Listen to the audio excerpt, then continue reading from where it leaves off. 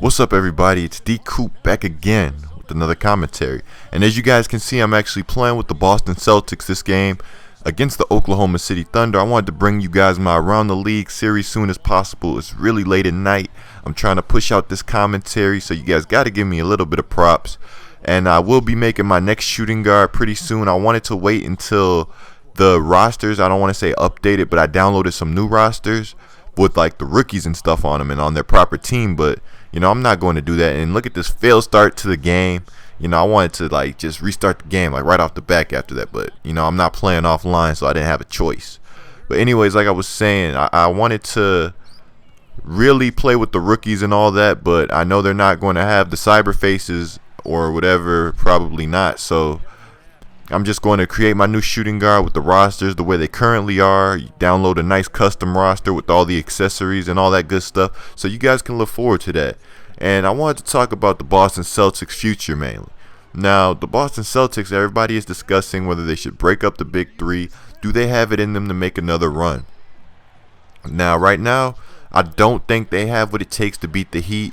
I don't think if everybody came back, they'd have what it takes to beat the Heat. Obviously, the Heat just won the championship. They're a younger team. I don't want to say they're more experienced, but experience can only bring you so far. And how about that? Some props to the Miami Heat for winning that championship. LeBron finally gets that chip off of his shoulder. And anyways, like I was saying, and Ray Allen's a free agent. KG's a free agent. I don't know if Pierce is a free agent. I don't remember. And I actually saw, I don't want to speculate or anything, but I'm not sure Ray Allen will return.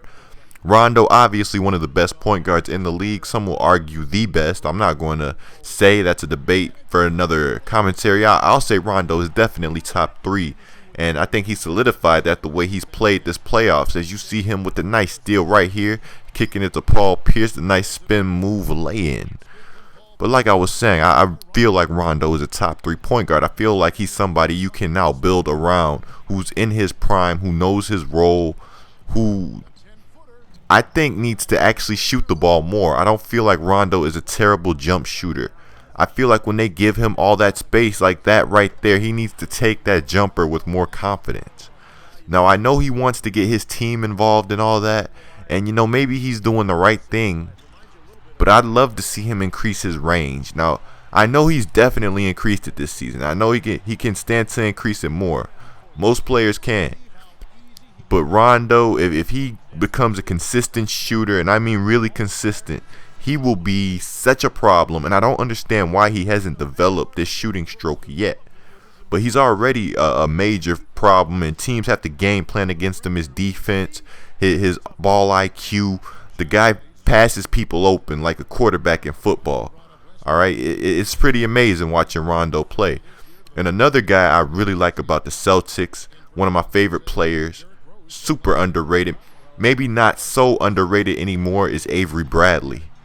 Avery Bradley, I love to watch this dude play. His defense is phenomenal.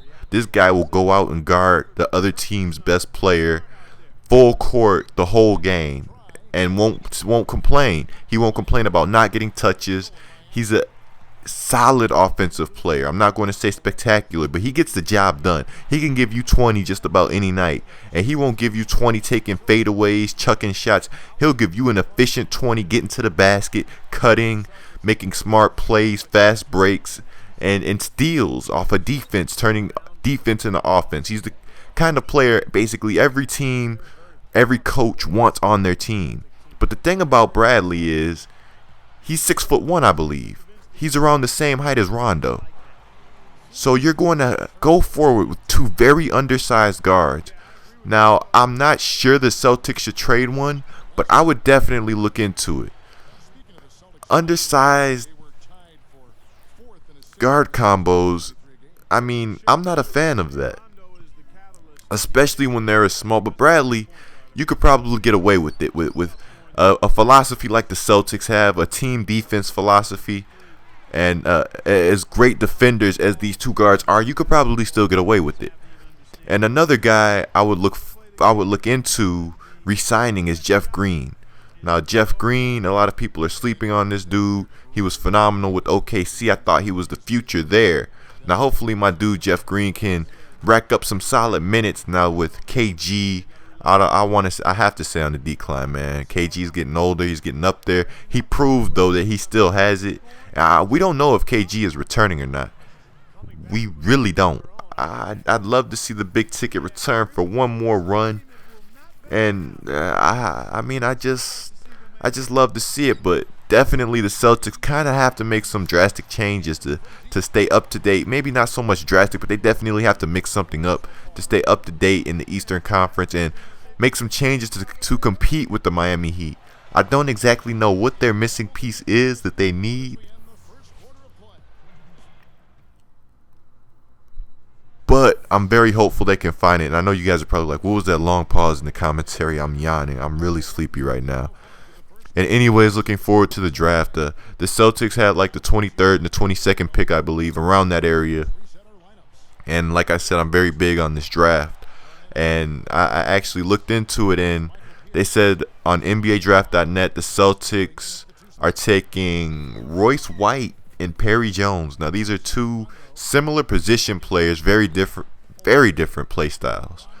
Perry Jones is a major gamble pick, and Perry Jones has some problems. He has I don't want to say a lot, but he's a very flawed player, very high potential.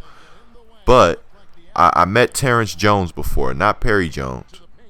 Wait, I think I read somewhere that the Celtics made a promise to Royce White that they'd take him if he was there, and the Celtics denied it. But I do think the Celtics, I don't know exactly who they're going to take because I don't really know what they're going to go for. But I can definitely see them taking Perry. But so back to my Perry discussion. Perry Jones is a very flawed player for the aspect that he's such a tweener. Now, if he could increase his quickness and convert to the three, he could be phenomenal. He could be something special. He could be something special at the 4 position too, which is scary. But he has to develop the consistent jumper, and he has to learn how to handle the ball if he wants to play the 3 position. Because right now, he's too weak to play the 4. People are going to bully him. They're going to bully him in the post, and Terrence Jones dominated him. Like I said, I met Terrence Jones before, and it was actually pretty recent. And Terrence Jones said Perry Jones was out there posting people up at the 3-point line. Now, a lot of people may not know what that means. That means he's a terrible ball handler.